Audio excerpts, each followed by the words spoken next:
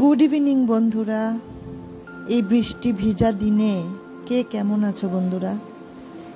এত বৃষ্টি, নদী টদি সব বিপদ সীমার উপরে। আজকে আমারও মনটা বেশি ভালো না, কারণ মা বাবারে ফোন দিছিলাম, তারা কইছে আমরার বাড়ির রাস্তাতেও অনেক জল আইয়া পড়ছে। ঠাকুরের কাছে প্রার্থনা করি, আর জল বাড়াইও না ঠাকুর, আর বৃষ্টি দিও না। আসলে বৃষ্টি তো ভালো লাগে, কিন্তু বেশি বৃষ্টি দিলে যে ফ্লাড হইয়া জায়গা, এটাই তো ভালো লাগে না। কিতার লিগে জানি এই কয়েক বছর ধরে শুধু ফ্লাড হয়, বৃষ্টি দিলেই ফ্লাড হইয়া জায়গা।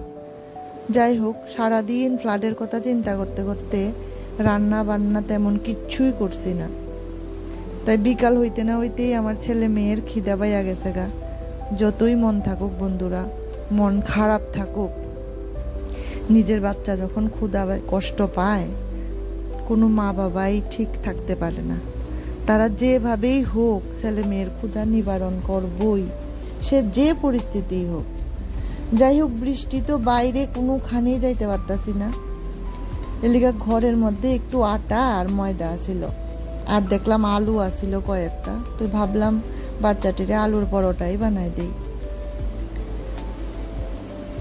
তো বাচ্চা যখন তৃপ্তি করে খায় না, তা দেখে অনেক শান্তি লাগে, অনেক শান্তি পাওয়া যায়।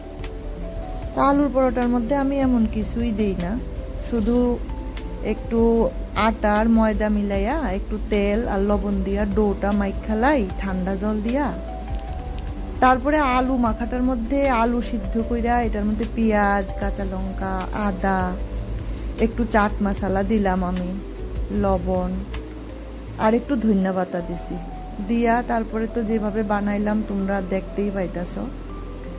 তারপরে একটুখানি শেখা হইলে তোমরা